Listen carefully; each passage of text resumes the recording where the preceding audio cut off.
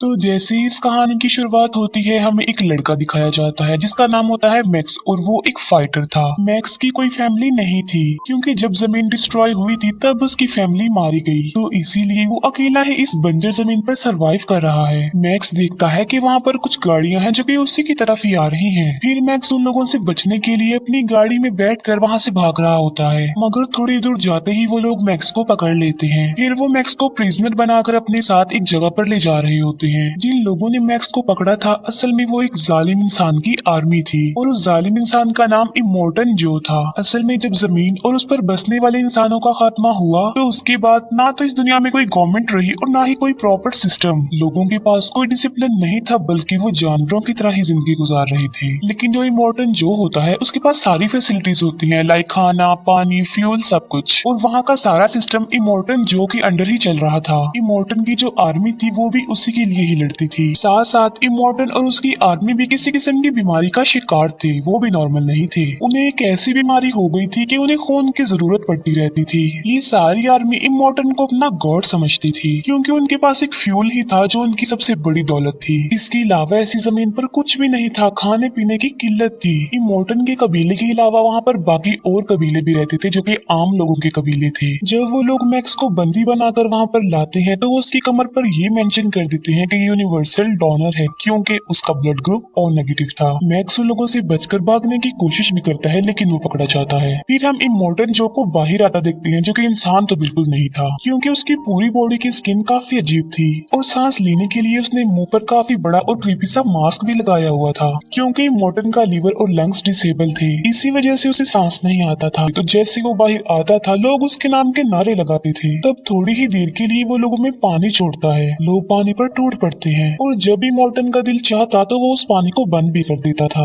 इसके बाद हम एक फीमेल कैरेक्टर को देखते हैं जिसका नाम फिरोसा था। फिरोसा असल में इमोर्टन की बेटी थी, साथ साथ वो कमांडर भी थी इमोर्टन की आर्मी की। फिरोसा कोई डील करने के लिए करीबी इलाके में ही जा रही होती है अपने साथियों के साथ क्योंकि काफी कुछ बदल चुका था और सरवाइव करना मुश्किल हो रहा था। इन लोगों ने अपनी गाड़ियों को जंग के लिए ही डिजाइन किया हुआ था। फिरोसा जो कि एक टैंक ट्रक चला रही होती है, बाकी उसके साथी उसे फॉलो कर रहे थे। प्लान के मुताबिक जहाँ पर फिरोसा ने जाना था वो वहाँ पर तो नहीं जाती बल्कि अपना रास्ता बदल लेती है। इमोर्टन देख लेता है कि फिरोसा अपना रास्ता बदल चुकी है। उसे अपनी बेटी फिरोसा पर डाउट होने लगता है, इसीलिए वो एक चेम्बर में जाता है। वहाँ जमीन पर लिखा होता है कि तुम्हारे बच्चे वॉर लीडर नहीं बनेंगे। दरअसल इमोर्टन की 4 वाइफ्स थी क्योंकि इमोर्टन अपनी नस्ल बढ़ाना चाहता था और उन्हें फाइटर बनाना चाहता था। लेकिन फिरोसा इमोर्टन की वाइफ्स को भी अपने साथ कहीं पर ले जा रही होती है। इसके बाद इमोर्टन अपनी आर्मी को एक्टिवेट कर देता है क्योंकि इमोर्टन को रियलाइज हो चुका था कि फिरोसा बगावत पर उतर आई है। इमोर्टन की जो आर्मी थी वो उसके लिए लड़ने मरने को तैयार थी। इमोर्टन की आर्मी में जो सबसे ज्यादा इमोर्टन को मानता था उसका नाम न्यूक्स था। न्यूक्स को भी वो बीमारी थी जब खून की जरूरत पड़ती है किसी को। जो भी इमोर्टन्स की वाइफ्स को वापस लाएगा वो तो इमोर्टन्स की नजर में अच्छा बन जाएगा। इसीलिए न्यूक्स यहाँ पर सबसे ज्यादा खुद को प्रूव करना चाहता था। यहाँ पर हम देखते हैं कि मैक्स का ब्लड न्यूक्स में ट्रांसफर हो पा रहा था। इस वजह से न्यूक्स काफी खुश था क्योंकि उसे खून की जरूरत जो थी। इसी वजह से वो मैक्स को भी अपने साथ ही ले जाता है। वो मैक्स को गाड़ी के साथ बांध कर लेकर जा रहा था और उसके फेस पर क्रीपी सा आयरन मास्क भी उसने लगा दिया था। इमोर्टन की आर्मी फिरोसा का पीछा करने लग जाती है। इन लोगों की जिंदगी का मकसद अब सिर्फ वॉर ही रह गया था। ये लोग जंग को काफी इंजॉय करते थे, इसीलिए जब भी ये लोग जंग पर जाते थे वो म्यूजिक लगा कर जाते थे। साथ साथ उनके पास बहुत ही खतरनाक किस्म के वेपन्स भी होते थे। फिरोसा जब अपनी मंजिल की तरफ आगे बढ़ रही होती है तब एक और कबीला उस पर अटैक कर देता है क्योंकि जितने भी लोग वहाँ पर जंग करने आए थे इस जंग के पीछे हर एक का अपना ही मकसद छुपा हुआ था। इमोर्टन अपनी वाइफ्स के लिए फिरोसा से जंग करना चाहता था और वो कबीला उस टैंक के लिए जो कि फिरोसा के ट्रक पर लगा हुआ था क्योंकि उसमें पेट्रोल जो था जो उन लोगों की दौलत समझा जाता था। न्यूक्स अपनी गाड़ी को काफी तेज चलाता है और देखते ही देखते वो फिरोसा के करीब भी पहुंच जाता है, लेकिन फिरोसा उसकी गाड़ी को हिट कर देती है। तभी डस्ट का एक बहुत बड़ा तूफान आ जाता है जो कि उन लोगों की तरफ ही बढ़ रहा था। न्यूक्स जो कि फिरोसा के ट्रक के इतना करीब आ चुका था क्योंकि फिरोसा को वो हर हाल में पकड़ना चाहता था। इवन वो सुसाइड बॉम्बर का यूज करने का भी सोचता है ताकि वहाँ पर ब्लास्ट हो और फिरोसा का ट्रक रुक जाए। ये लोग डस्ट के तूफान में ही आगे बढ़ जाते हैं। मैक्स को पता था कि ब्लास्ट की वजह से वो भी मारा जाएगा, इसीलिए वो न्यूक्स को ऐसा करने से मना करता है। तभी देखते ही देखते न्यूक्स की गाड़ी क्रैश हो जाती है। इसके बाद हम तूफान थम जाने के बाद का सीन देखते हैं कि मैक्स को होश आ गया है, लेकिन स्टिल उसके फेस पर वो आयरन मास्क लगा हुआ था, साथ साथ वो न्यूक्स से भी बंधा हुआ था। वो न्यूक्स को उठाता है और आगे बढ़ जाता है। वहीं पर मैक्स को फिरोसा का टैंक ट्रक खड़ा हुआ दिखाई देता है और वो उसी के पास जाता है।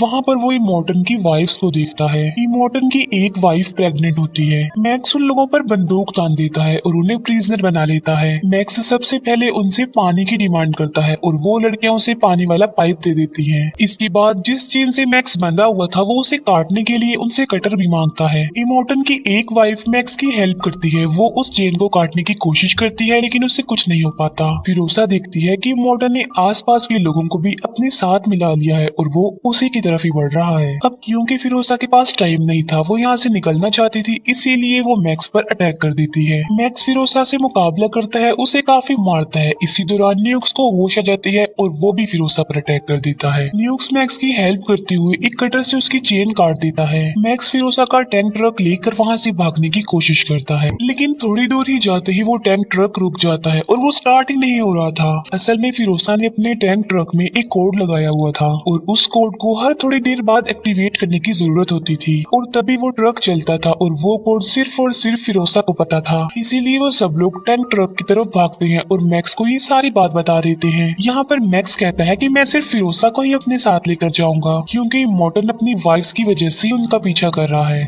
और जब इमोर्टन को उसकी वाइफ्स मिल जाएंगी तो वो उन लोगों का पीछा नहीं करेगा। लेकिन फिरोसा इस बात के लिए इनकार कर देती है। वो कहती है कि मैं इन लड़कियों को भी अपने साथ लेकर जाऊंगी क्योंकि मैं एक सेफ प्लेस के लिए जा रही हूँ जहाँ पर जिंदगी पॉसिबल है। इसीलिए मैक्स फिरोसा की बात मानकर उन लड़कियों यानी इमोर्टन की वाइफ्स को भी अपने साथ ले लेता है। वो लोग फौरन वहाँ से भाग जाते हैं, लेकिन इमोर्टन की आर्मी अभी तक उनका पीछा ही कर रही थी। टैंक ट्रक में कोई खराबी हो जाती है, इसीलिए मैक्स बाहर आता है, ट्रक को रिपेयर करता है जिससे वो ट्रक ठीक हो जाता है। इसी दौरान मैक्स उस आयरन मास्क को भी अपने फेस से रिमूव कर देता है। हम देखते हैं कि न्यूक्स भी फिरोसा के टैंक ट्रक पर चढ़ गया है और उसने फिरोसा पर अटैक कर दिया है। तब इमोर्टन की वाइफ्स फिरोसा की हेल्प करती हैं। यहाँ पर फिरोसा न्यूक्स को मारना चाहती थी, लेकिन इमोर्टन की वाइफ्स कहती हैं कि इसे मत मारो, ये सिर्फ इमोर्टन का गुलाम है इसीलिए ऐसा कर रहा है। इसीलिए फिरोसा उसे अपने ट्रक से नीचे फेंक देती है। फिरोसा और उसके लोग तेजी से आगे बढ़ते जा रहे थे। वहाँ पर माउंटेन्स के बीच एक रास्ता होता है और ये लोग उसी रास्ते पर चल पड़ते हैं। जब वो लोग माउंटेन्स के रास्ते पर आ जाते हैं तब फिरोसा मैक्स और इमोर्टन की वाइफ्स को छुपा देती है क्योंकि उस एरिया में एक कबीला रहता था जो कि बाइकर्स थे और फिरोसा ने उस कबीले से डील की थी कि वो उनके लिए बहुत ज्यादा फ्यूल लेकर आएगी। बदले में वो लोग फिरोसा को यहाँ से सही सलामत जाने देंगे और वो माउंटेन की एंट्रेंस पर ब्लास्ट कर देंगे ताकि इमोर्टन और उसकी आर्मी के लिए रास्ता बंद हो जाए। लेकिन जब वो बाइकर्स का कबीला ये देखता है कि इमोर्टन की इतनी बड़ी आर्मी आ रही है तो वो फिरोसा पर गुस्सा करते हैं। वो फिरोसा को कहते हैं कि हमने सोचा था कि थोड़े से लोग होंगे लेकिन ये तो बहुत बड़ी आर्मी है। अब फिरोसा को अपनी डील यहाँ पर खतरे में पड़ती हुई नजर आ रही थी, इसीलिए वो मैक्स को पहले ही सब कुछ बता चुकी थी कि आगे क्या करना है और उसने मैक्स को वो सीक्रेट कोड भी बता दिया था। जब फिरोसा को खतरा महसूस होता है तो वो मैक्स को इशारा करती है कि वो वहाँ से भाग जाए। मैक्स बिल्कुल ऐसा ही करता है। वो टैंक ट्रक को लेकर वहाँ से भाग रहा होता है। जो बाइकर्स का कबीला होता है वो भी वहाँ पर ब्लास्ट कर रहे होते हैं क्योंकि उन्हें अंदाजा हो चुका था कि मॉर्टन और उसके साथी एंटर होने वाले हैं उनके एरिया में। फिरोसा अपने टैंक ट्रक पर चढ़ने की कोशिश करती है लेकिन एक बाइकर उस पर अटैक कर देता है, लेकिन फिर भी किसी तरह फिरोसा बच जाती है। अभी मॉर्टन के लिए तो रास्ता ब्लॉक हो चुका था लेकिन ये लोग अपनी मंजिल की तरफ आगे बढ़ रहे थे। लेकिन वो बाइकर्स फिरोसा का पीछा करते हैं क्योंकि उन्हें पता चल चुका था कि फिरोसा के साथ कोई और भी है, जबकि फिरोसा ने कहा था कि सिर्फ वो ही अकेली यहाँ से बचकर जाएगी। ये मॉर्टन और उसकी आर्मी बंद रास्ते से ही आगे बढ़ने की कोशिश कर रही है। वहीं पर ही मॉर्टन न्यूक्स को देख लेता है और वो उससे भी अपने साथ शामिल कर लेता है, जबकि वो बाइकर्स फिरोसा और उसके साथियों का पीछा कर रहे थे उन्हें पकड़ने के लिए। वो बाइकर्स टैंक ट्रक में आग लगाने की कोशिश करते हैं लेकिन फिरोसा और मैक्स उनका काफी मुकाबला करते हैं। इमोर्टन टैंक ट्रक के पास आकर फिरोसा को शूट करने वाला होता है, तभी वो प्रेग्नेंट लेडी इमोर्टन के सामने आ जाती है। अब क्योंकि वो इमोर्टन की बच्चे की माँ थी इसीलिए इमोर्टन उसे कुछ नहीं कहता, उसे छोड़ देता है। अब न्यूक्स क्योंकि इमोर्टन के साथ था इसीलिए वो फिरोसा के टैंक ट्रक पर चढ़ने की कोशिश करता है। अब न्यूक्स के हाथ पर एक चेन लगी हुई थी जिसकी वजह से वो जगह पर अटक जाता है और उसके हाथ में एक गन भी थी वो भी गिर जाती है। इमोर्टन जब ये सब कुछ देखता है तो उसे काफी गुस्सा आ जाता है। उसी आर्मी में इमोर्टन का एक जायंट भी था जो कि असल में इमोर्टन का बेटा था।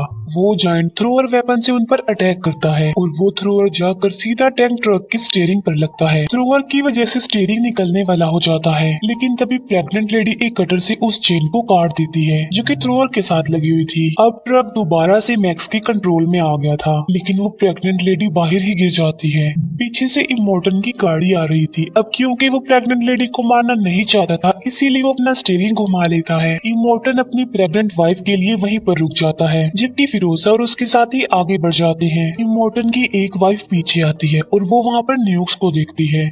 न्यूक्स जो कि काफी अपसेट था और मायूस भी था कि उसने कुछ भी नहीं किया, लेकिन इमोर्टन की वाइफ न्यूक्स को रिलैक्स करती है, जिसकी वजह से न्यूक्स को काफी अच्छा फील होता है। अब न्यूक्स डिसाइड कर लेता है कि वो इन लड़कियों यानी इमोर्टन की वाइफ्स की हेल्प करेगा। रात को फिरोसा मैक्स को अपने मकसद के बारे में बताती है। फिरोसा मैक्स को बताती है कि जब मैं छोटी सी थी तो मैं एक ग्रीन एरिया में रहती थी। वो बताती है कि उस जगह पर ग्रीनरी थी, इसी वजह से उसका नाम ग्रीन एरिया था और वो वहाँ पर अपनी फैमिली के साथ रहती थी। लेकिन तभी वहाँ पर इमोर्टन ने अटैक कर दिया और वो फिरोसा को अपनी बेटी बनाकर अडॉप्ट करके अपने साथ ले आया। वो कहती है कि मैं वापस अपनी फैमिली के पास जाना चाहती हूँ ताकि मैं भी एक इंसानों वाली जिंदगी जीऊँ, क्योंकि यहाँ पर तो लोग किसी जानवर से कम जिंदगी नहीं गुजार रहे थे। फिर वो लोग ऐसी जमीन से गुजरते हैं जहाँ पर दलदल था, यानी वो सारी जमीन दलदल ही थी और वहाँ पर उनका टैंक ट्रक फंस जाता है। दूसरी तरफ इमोर्टन की आर्मी अभी भी इन लोगों का पीछा ही कर रही थी। इमोर्टन की प्रेग्नेंट बीवी मर चुकी थी। इमोर्टन का एक साथी चेक करता है तो वो देखता है कि इमोर्टन का बच्चा भी मर चुका है। अपने बच्चे को खो देने की वजह से काफी गुस्से में आ जाता है। इमोर्टन अपने जॉइंट बेटे से कहता है कि तुम्हारा एक भाई था जो कि मर गया। अब वो जॉइंट बेटा वहाँ पर चिल्ला चिल्ला कर सबको ये बता रहा होता है कि मेरा एक भाई था, अब वो मर चुका है। दूसरी तरफ टैंक ट्रक अभी तक दलदल में फंसा हुआ था और वो लोग उसे निकालने की कोशिश भी कर रहे थे, लेकिन वो कामयाब नहीं हो पाते। वहाँ पर एक सूखा हुआ ट्री भी था और न्यूक्स कहता है क्या पता हम इसकी मदद से अपने ट्रक को निकाल सके। वो लोग दिखते हैं कि इमोर्टन का एक करीबी साथी उन लोगों की तरफ बढ़ रहा है, इसीलिए मैक्स अपनी स्नाइपर गन से उन पर निशाना लगाता है, लेकिन उसका निशाना छूट जाता है। फिर उन पर फिरोसा निशाना लगाती है, जिसकी वजह से इमोर्टन के साथी की दोनों आंखें डैमेज हो जाती हैं और वो ब्लाइंड हो जाता है। लेकिन इमोर्टन का वो साथी फिर भी नहीं रुकता और फायरिंग करते हुए उनकी तरफ बढ़ रहा होता है। वो लोग टैंक ट्रक को दलदल से निकालने की काफी कोशिश करते हैं और इसमें कामयाब भी हो जाते हैं। उनका टैंक ट्रक दलदल से निकल जाता है और वो आगे बढ़ जाते हैं। फिर ये लोग एक ऐसी जगह पर पहुंच जाते हैं जहां पर एक टावर था और वहां पर एक लेडी हेल्प के लिए चिल्ला रही थी।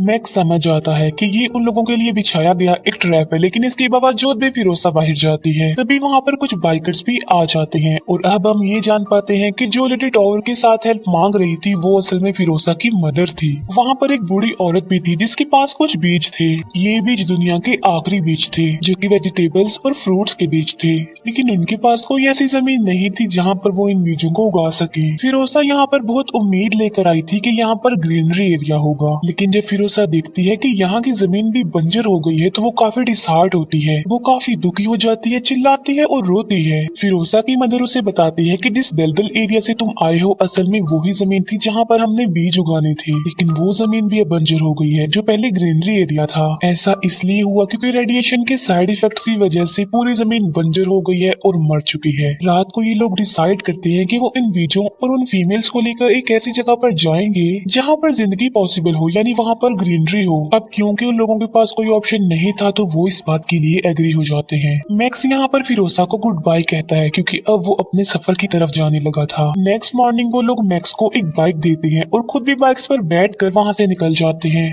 लेकिन फिर मैक्स को उसकी फैमिली की विजन आने लगते हैं जो ये कहना चाह रहे थे कि फिरोसा और उनके लोगों की हेल्प करो। तभी मैक्स का इरादा चेंज हो जाता है और वो बाइक पर बैठकर उन लोगों के पास आ जाता है। मैक्स फिरोसा को समझाता है कि अगर तुम नई जिंदगी का स्टार्ट लेना चाहती हो, ग्रीनरी एरिया को ढूंढ रही हो, तो तुम वापस उसी जगह पर चली जाओ जहाँ से तुम आई हो। लेकिन वहाँ पर तो इन लोगों को इमोर्टन की वजह से खतरा था, लेकिन फिर भी फिरोसा मैक्स की बातों पर यकीन करके इस बात के लिए एग्री हो जाती है। वो वापस उसी रास्ते पर चल देती है है जहाँ से वो आई थी, यानी इमोर्टन के एरिया से।